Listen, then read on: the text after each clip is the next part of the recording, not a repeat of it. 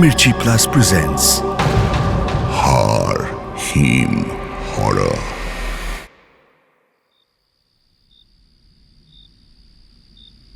প্রসূন শহরের নামকরা সাইকোলজিস্ট।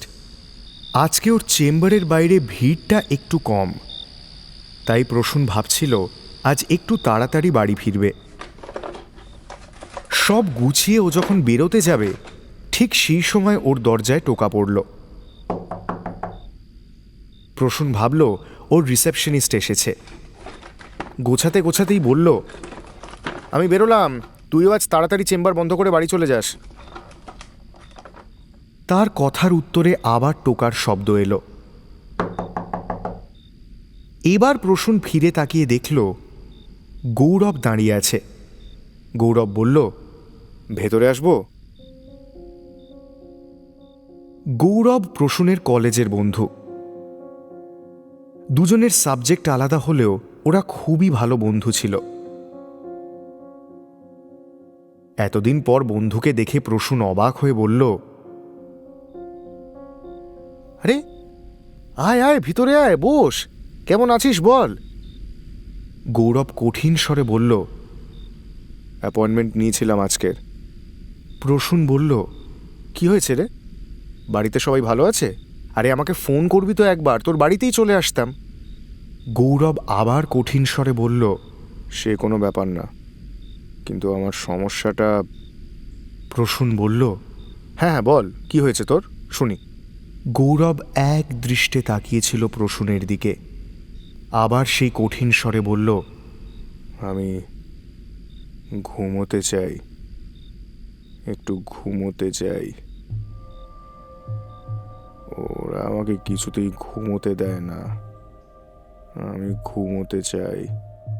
প্রসূন এবার একটু নড়ে চড়ে বসে বলল, কারা ঘুমোতে দেয় না রে?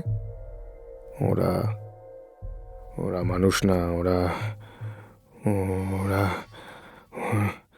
গৌরব কাঁপতে শুরু করেছিল। প্রসূন ওর হাতে হাত রাখে। গৌরবের হাত বরফের মতো ঠান্ডা। প্রসূন মুহূর্তে হাত সরিয়ে নেয়, তারপর ওকে শান্ত করতে বলে, শান্ত হ শান্ত হ শান্ত হ শান্ত হ, কিচ্ছু হয়নি তোর। তোর তোর হয়তো ইনসমনিয়া হয়েছে, তাই হ্যালুসিনেট করছিস। আচ্ছা আমাকে বল, কতদিন এই সমস্যা হচ্ছে তোর? 2 মাস আগে থেকে, যেদিন আমাদের অফিসে আগুন লাগলো সেদিন থেকে। প্রসূনের হঠাৎ মনে পড়ে গেল গৌরব একটা প্রাইভেট ফার্মে কাজ করত। সেখানে মাস 2 আগে কোনো এক কারণে আগুন লেগে গেছিল।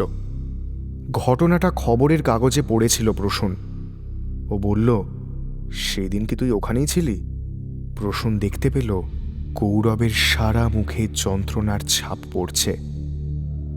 গৌরব আরও কঠিন স্বরে বলল, আমাদের কোম্পানি কয়েকদিন ধরে লস খাচ্ছিল, তাই কোম্পানির মাথারা সিদ্ধান্ত নেয় কয়েকজনকে চাকরি থেকে বার করে দেবে। 12 জনকে বিনা নোটিশে কাজ থেকে বার করে দেওয়া হয়। ওদের কারোর ফিনান্সিয়াল অবস্থা ভালো ছিল না, কারোর বাড়িতে মা অসুস্থ ছিল, কেউ তার সন্তানদের পড়াশোনার খরচা দিতে পারছিল না, কেউ হয়তো একবেলা খেয়ে চালাতো। প্রসূন বলল, তা ওদের তো ভালোই হলো, সেই আগুনে না হলে তো আরো ক্ষয়ক্ষতি হতো। গৌরব এবার হাসল। ওর চোখে দপ করে আগুন জ্বলে উঠল। গৌরব বলল, ওই 12 জন অফিসের মধ্যেই গায়ে আগুন দেয়, যার জন্য সারা অফিসে আগুন ধরে যায়।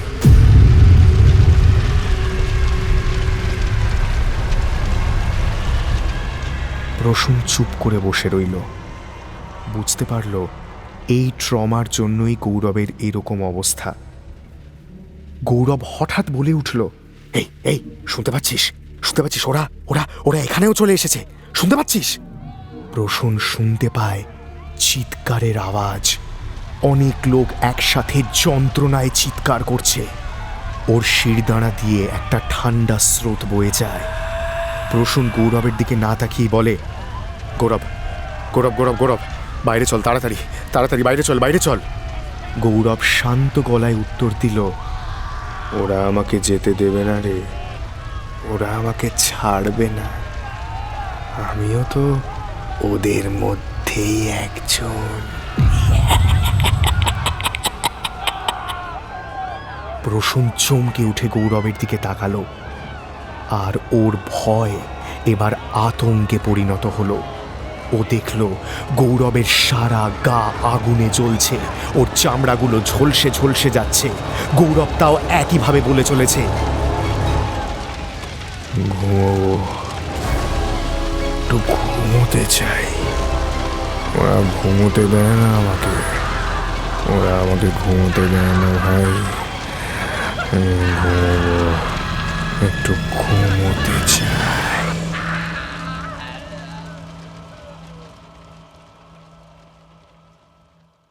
হাড় হিম হরর আপনারা শুনতে পারেন এক্সক্লুসিভলি মির্চি বাংলার ইউটিউব চ্যানেল এবং গানা অ্যাপে।